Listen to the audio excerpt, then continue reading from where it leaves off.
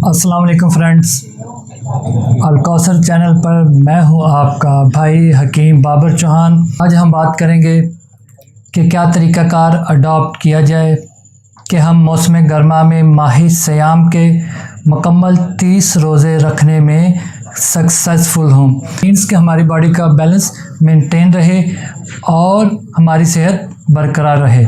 Friend, जिन्होंने channel को subscribe नहीं किया जल्दी से सब्सक्राइब कर दो और बेल के आइकन को दबा दो ताकि आपको मेरी मज़ीद इन्फॉर्मेटिव वीडियो की अपडेट मिल सके।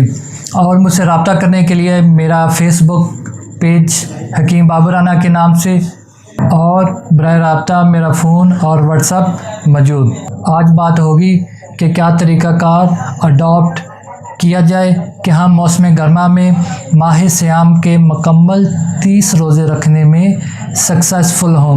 मतलब कि हमारे बॉडी का बैलेंस मेंटेन रहे और हमारी सेहत बरकरार रहे।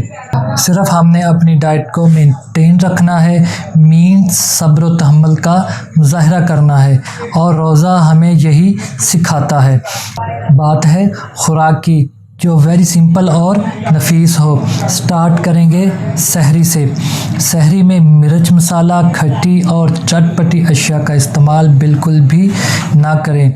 जहाँ तक मुमकिन हो कोशिश करें कि मीठी अशिया का इस्तेमाल ज़्यादा हो, शक्कर व मीठा दही वगैरह। और मज़ीद आप तरबूज सहरी में इस्तेमाल करके अपनी बॉडी को कूल और प्यास की तलखी से महफूज रख सकेंगे और विटामिन्स की मौजूदगी में बॉडी इम्बैलेंस होने से भी बची रहेगी।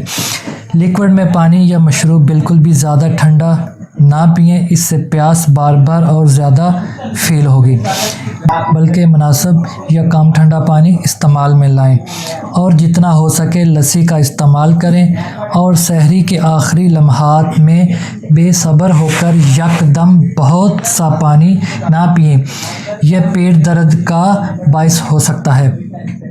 सिर्फ उतना ही पिएं जो आपके लिए ज़रूरी हो और सब्र से काम लें। सहरी के बाद दिन भर मुनासिब बातचीत, मुनासिब काम और गर्मी की सूरत में मुनासिब हस्ब ज़रूरत या कम अज़ कम 3 बार ज़रूर नहाएं।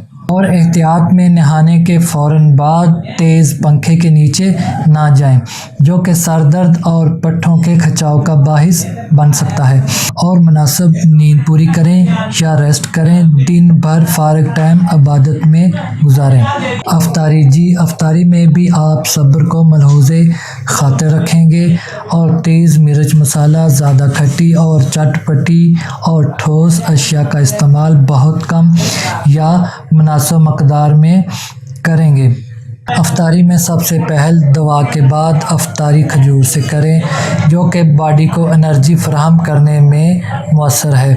और 1 गिलास या हस्बे ज़रूरत मुनासिब हल्का ठंडा पानी पिएं और पानी के हमरा आहिस्ता आहिस्ता 4 से 5 अदद खजूर नोश फरमाएं। और बाद में जो मशरूब तैयार किया गया हो, for example different type of milk shake और डिफरेंट टाइप ऑफ शरबत, कंजबीन और डिफरेंट टाइप ऑफ जूसेस वगैरह। मशरूब में सिर्फ दूध सोडा का इस्तेमाल अफ्तार में फ़ौरन ना करें, बल्कि अगर आप चाहें तो खाना खाने के बाद किसी वक्त भी पी सकते हैं। कोशिश करें अफ्तार सिर्फ लिक्विड अशिया से हो और ठोस ग़िज़ा का इस्तेमाल ना करें। अफ्तार के बाद अज़ान सुनते ही नमाज की तैयारी और मस्जिद की तरफ रवाना हो जाएं और नमाज बाजमात मस्जिद में अदा करें। फिर मस्जिद से वापसी पर कुछ वक़्त गुजारते हुए हस्बे ज़रूरत भूख को मलहूज़े खातिर रखते खाना या आपकी मुतल्लका डिश मुनासिब मकदार में तनावल करें। खाना खाने के बाद आपके पास पूरी रात होगी, तो हस्बे ज़रूरत वक्फे से पानी पीते रहें और तरबूज का भी इस्तेमाल करें। और हाँ, अगर आपका मैदा प्रॉब्लम करे तो इस नुस्खे को इस्तेमाल करें। अजवाइन 50 ग्राम, पुदीना 50 ग्राम और मीठा सोडा 50 ग्राम। आप इसकी मकदार कम या ज़्यादा भी कर सकते हैं। सबसे पहले अजवाइन और पुदीना को ग्राइंड करके सफ़ूफ बना लें। फिर सफ़ूफ में 50 ग्राम मीठा सोडा डालकर मिक्स कर लें और आधी चम्मच की मकदार में सहरी व अफ्तारी में आधे चम्मच की मकदार में खाना खाने के बाद इस्तेमाल करें। जी फ्रेंड्स, उम्मीद है कि मेरी आज की वीडियो आपको ज़रूर पसंद आई होगी। जिन्होंने चैनल को सब्सक्राइब नहीं किया, जल्दी से चैनल को सब्सक्राइब कर दो, लाइक कर दो और अपने फ्रेंड्स में सवाब की नीयत से शेयर कर दो। अल्लाह आपके रोज़े इबादत कबूल और मंजूर फरमाए और दुआओं में मुझे भी याद रखिएगा। अगली वीडियो तक के लिए अल्लाह हाफिज़।